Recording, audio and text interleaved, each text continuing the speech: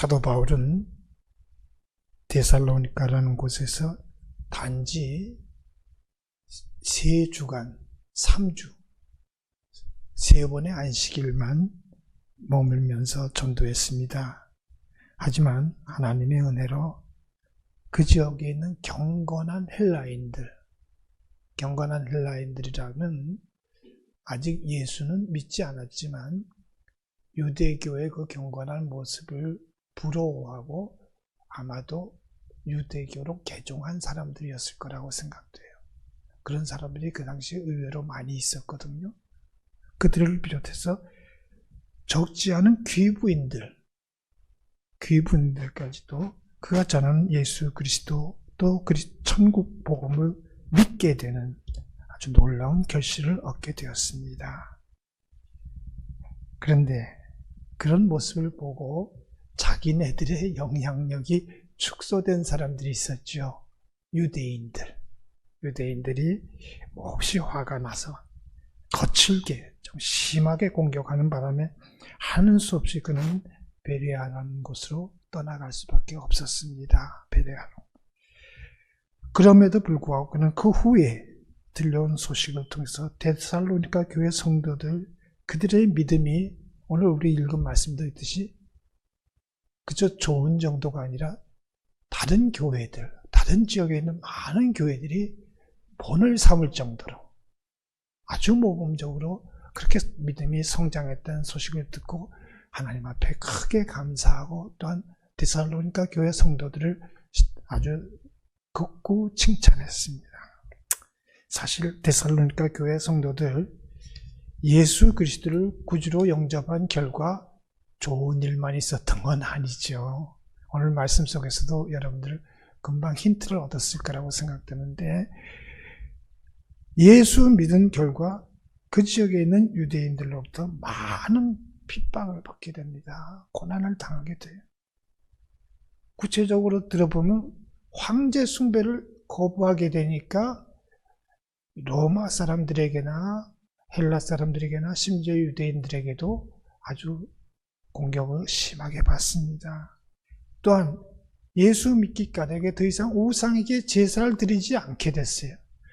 누가 시켜서가 아니라 예수 믿고 나니까 그건 쓸데없는 짓이고 해로운 일이라고 생각해서 그들은 자발적으로 그걸 거부하는 거예요. 제사 안 드려요.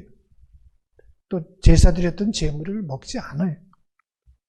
환난을 당할 수밖에 없었죠. 우리 살다 보면 먹고 살기 위해서는 누구나 혼자 요즘 가끔가다 산속에서 자연인으로 사는 사람들이 있긴 있어요.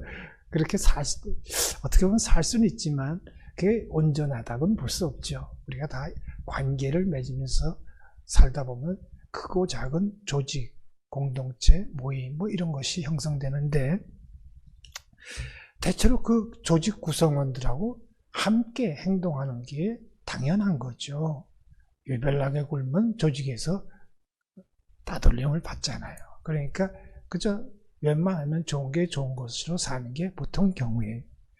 근데 데살로니가 교회 성도들은 세상 사람들하고는 다른 길을 선택했어요. 우린 전도받고 예수 믿는다 그러면 그저 그러려니 생각하는데 이런 과정을 우리가 한번 하나하나 더듬어 보면 그렇게 만만한 게 아니라는 걸 우리가 꼭 잊지 말았으면 좋겠어요. 다른 길을 선택했는데 우상을 버리고 하나님께로 돌아오는 그런 결단을 내렸다 이거예요. 예나 지금이나 사람 사는 세상에는 비정상적인 게 정상적인 것처럼 행세하는 게 많이 보이는데 아무리 세상 풍조가 그럴지라도 하나님의 교회만은 하나님의 말씀을 바로 증언하고 하나님의 말씀을 바로 전하고 여기다 제가 강조점을 둡니다. 말씀 바로 전하는 게 솔직히 말해서 요즘 같은 데는 더더군다나 인기 없습니다. 그럼에도 불구하고 교회가 교회되기 위해서는 바로 증언하고 전하고 선포할 뿐만 아니라 그 말씀대로 살아야 됩니다. 말씀을 그대로 삶으로 구현해내야 됩니다. 그렇습니다. 데살로니가 교회 성도들은 사도 바울의 가르침과 그가 선포한 예수 그리스도를 본받는 그러한 일에 최선을 다했던 것 같습니다. 사도의 가르침을 전적으로 수용함으로써 삶의 변화를 그들은 몸으로 나타냈던 것입니다. 자신들을 선택해 주신, 자신들을 구원해 주신 하나님의 뜻을 따라 예수 그리스도를 믿는 일에 전력을 다함으로 말미암아 그들의 믿음이 그대로 삶으로 나타났습니다. 이게 중요하다고 생각합니다. 요즘은 우리 솔직히 말해서 믿음 따로 삶 따로 이런 경우가 너무 많아서 얘기인데, 자, 이 데살로니가 교인들의 특징을 볼 때 우리가 예수 믿는다는 것은 누구나 다 그래야 되지만 삶의 주인을 바꾸는 거라고도 표현할 수 있어요. 그 전까지는 내가 나의 삶의 주인인 줄 알았어요. 또 때로는 우리가 섬길 대상도 되지 못한 우상이 나의 삶의 주인인 줄로 알기도 했어요. 그러나 데살로니가 교인들은 그런 점에서 어찌 보면 상당히 과격했던 것 같아요. 과격했던 것 같아요. 주인을 확 바꿔버렸으니까. 더 이상 내 삶의 주인이 내가 아니라는 것을 인정하고 바꿔버려요. 오늘도 어떻습니까? 자본주의 사회에서는 우리가 솔직히 말해서 자본가, 좀 속되게 말하면 물주 또는 그 조직에서 스스로 빠져나온 것, 튕겨져 나오는 행동은 죽음과 다를 바가 없습니다. 살아도 산 게 아닙니다. 근데 그들은 감히 주인을 바꾸는 일을 결행함으로 어찌 보면 비난, 박해, 핍박을 자초한 거나 다를 바 없었습니다. 그랬기에 까닭에 그 데살로니가의 교회를 개척한 사도 바울, 그의 가슴 속에는 이 데살로니가 교회 성도들이 항상 가슴 속에 자리 잡고 있었고 그의 칭찬을 받기에 그들은 충분했다고 말할 수 있습니다. 오늘 우리가 살고 있는 이 시대에도 그때 그들의 실천이 얼마나 위대한 결단이었는가 하는 걸 우리가 잘 알 수 있습니다. 사실 솔직히 말하면 첨단 과학, 기술, 문명이 정말 제대로 자리 잡고 있는 이 사회의 일원인 우리는 의도적이라고는 제가 생각하지 않습니다. 의식적으로 그랬다고는 생각하지 않지만 가만히 자기를 둘러보고 자기를 살펴보면 모두 다 썩은 물에 발을 잠그고 있는 것과 별로 차이가 없는 것 같아요. 그리고 그렇다는 사실 자체를 알면서도 거기서 벗어나려는 것은 시도조차 하지 않는 것 같아서 안타깝다 이 말입니다. 의뢰 그런 것 아닌가? 왜 별나게 굴려고 그러나? 이런 얘기만 듣는단 말입니다. 생존을 위해서는 할 수 없지 않느냐? 핑계 아닌 핑계를 대지만 글쎄요. 아무리 여러 가지 변명이 있다고 할지라도 그럼에도 불구하고 교회는 항상 예수 그리스도가 머리가 되셔야만 합니다. 아주 기초적인 얘기지만 기본에서 우리가 벗어나 있기 때문에 강조하지 않을 수 없어요. 아무리 대단한 인물일지라도 인간은 교회의 머리가 되어서는 아니 돼요. 돈이 교회를 흔드는 것이 돼서도 아니 돼요. 예수 그리스도 그분만이 머리가 되시고 주인 되신 그런 공동체로서의 교회의 정체성을 우리는 결코 잃어버려서는 아니 된단 말입니다. 그리고 진정한 구원을 위해서 삶의 주인을 바꾸라는 사도 바울의 가르침은 그들에게뿐 아니고 오늘 우리에게 있어서도 우리 신앙의 핵심 주제로서 가장 중요하게 늘 다뤄야 마땅하단 말입니다.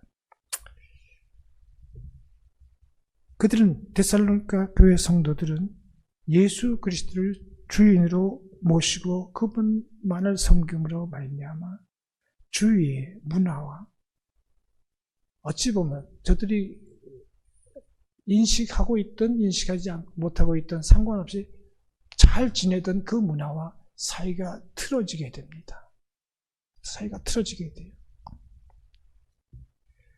그런 결단, 황제 숭배를 거부한 것과 마찬가지 그런 문제들은 결과적으로는 분열을 가져올 수밖에 없습니다. 교회는 하나 되는 것만을 우리가 중요한 줄 알아요. 교회가 하나 되는 건 지극히 당연하지만 세상 속에서 교회는 세상 속에 스며들어가야 되지만 세상과 구별되어야 된다는 걸 놓쳐서는 안 됩니다. 세상 다 그런데 우리만 별나게 구려갖고 무슨 도움이 되는가. 구별되고 유별나게 드러나야 도움이 되고 교회의 존재 의미가 있는 것입니다. 우리 데살로니가라고 하는 그 지역에서도 아주 분명히 드러나잖아요. 사도 바울이 전해준 그 복음을 수용한 사람들이 있는가 하면 그걸 수용하는 걸 못마땅하게 생각해서 아주 적대적으로 공격을 일삼는 그런 무리가 오히려 주를 이루고 있었던 걸 우리가 볼 수 있습니다. 그런 면에서 우리 예수 믿는 사람들은 수용과 거부는 복음을 대하는 두 가지 아주 뚜렷한 패턴이라는 사실을 우리가 기억해야 됩니다. 당황할 이유가 없어요. 교회가 저항을 받는다면 교회이기 때문에 교회의 정체성을 제대로 가지고 있기 때문에 세상에서 저항을 받는다고 오히려 자부심을 느꼈으면 좋겠어요.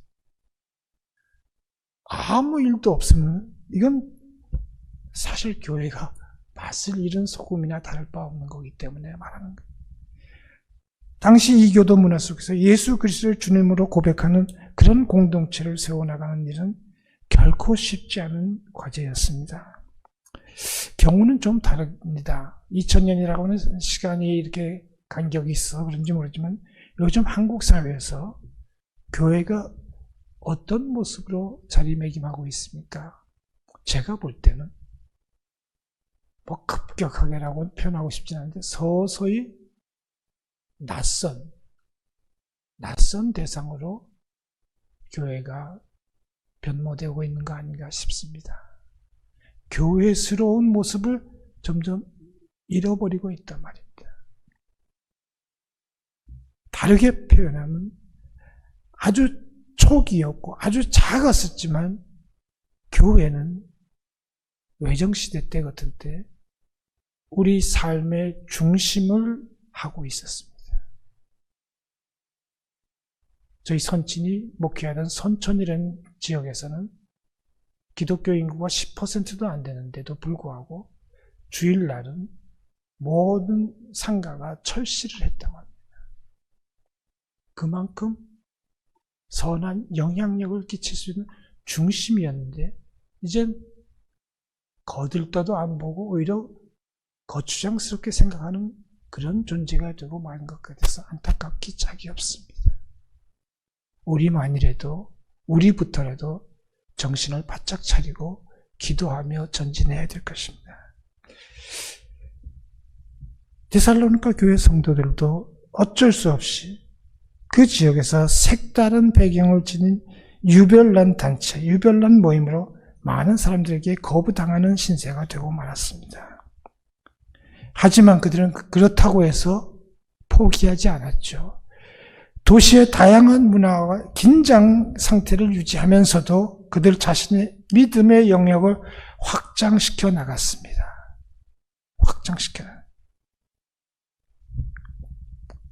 그들은 자신들의 정체성이 그들만이 가지고 있는 신앙 고백, 거기에 기초하고 있다는 것을 잊지 않았습니다. 매우 어려운 일이었음에도 불구하고 그들은 말씀을 전하고 복음을 전하는 그런 삶을 살았습니다. 그들의 이야기는 참으로 놀랍게도 오늘 우리가 봐도 놀라운 일입니다. 십자가에 달려서 가장 비참하게 가장 초라하게 죽어가신 그 예수 그리스도, 그러나 다시 살아나신 사흘 만에 부활하신 예수 그리스도에 대한 고백이었습니다. 교회의 이야기가. 교회가 다른 이야기 하지 않았습니다. 예수 그리스도의 십자가와 부활을 이야기했습니다. 그리고 그 사건은 어느 날 갑자기 느닷없이 불현듯 생긴 사건이 아니고 유대인들이 그토록 중요시하는 구약이라고 하는 그 광맥을 관통한 하나님의 구원 계획이 성취된 것이라고 그들은 믿었고 그렇게 전했습니다. 오늘도 우리가 교회가 너무 번잡스럽게 다양한 무슨 활동을 하려고 들고 다양한 내용을 전하려고 하는데 다시 초심으로 돌아가서 이것이면 충분합니다. 이거 하나 제대로 못하면서 뭘 딴 걸 갖고 요란을 떠들고.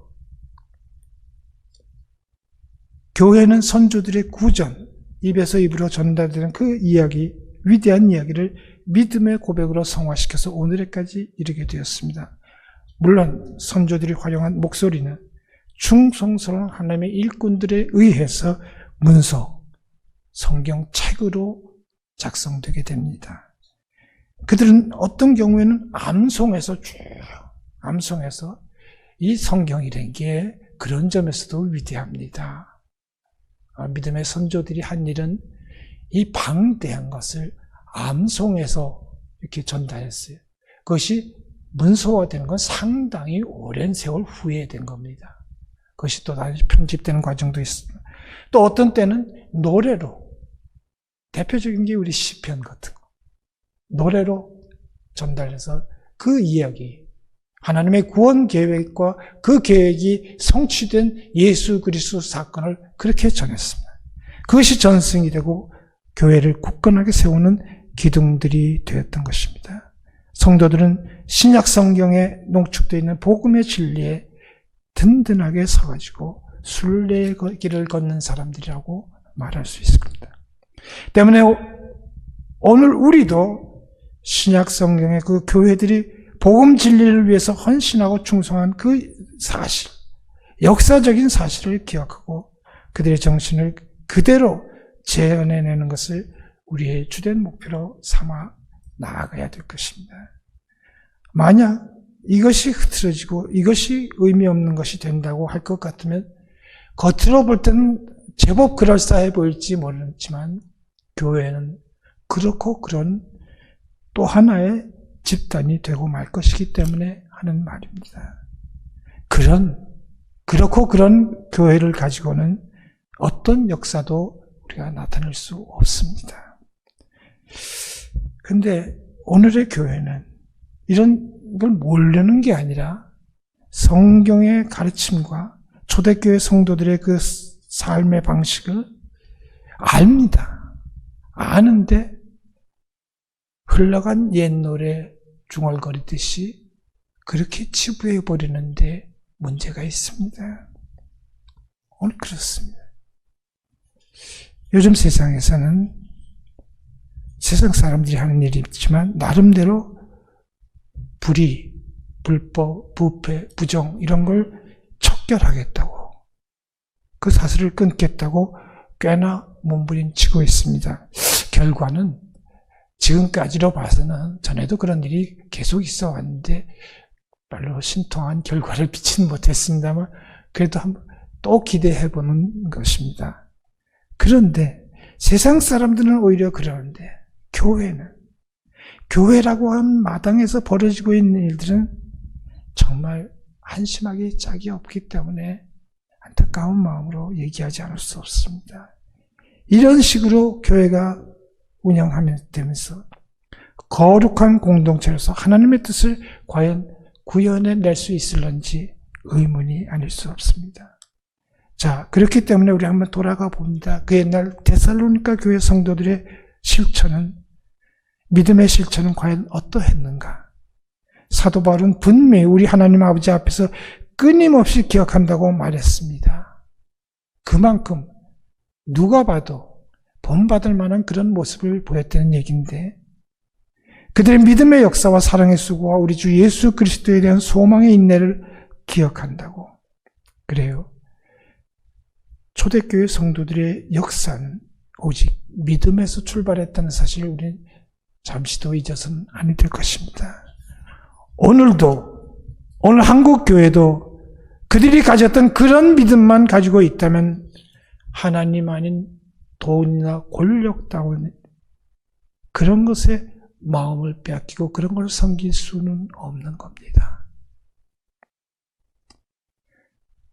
또한 참 사랑이 있을 것 같으면 주님의 몸된 교회를 이렇게 상처를 입히고 갈기갈기 찢어놓을 수는 없는 겁니다. 우리의 선조들부터 시작된 이 행태가 조금도 잦아들지 않고 계속 확대되고 있는 것은 무슨 까닭인지 모르겠습니다. 사랑의 수고라고 한 말씀 속에서 사랑은 그만큼 대가를 치러야 된다는 것을 내포하고 있는 말입니다. 그냥 입술로만 되는 게 아니에요. 아울러 우리 주 예수 그리스도에 대한 소망이 있을 것 같으면 그 어떤 어려움도 참고 견딜 수 있는 겁니다. 그래요.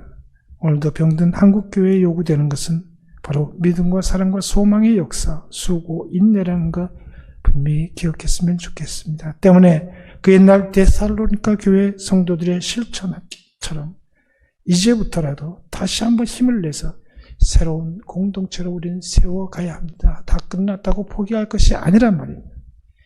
예수 그리스도의 이름으로 모인 교회야말로 이 사회, 이 국가를 지탱하는 최후의 보루가 되기 때문에 하는 말입니다. 여러분, 교회가 교회답게, 성도를 성도답게 하는데 우리 모두 최대한도의 노력을 기울여야 할 것입니다. 그래야 모든 믿는 자의 본이 되는 교회를 다시 세워야 하겠습니다.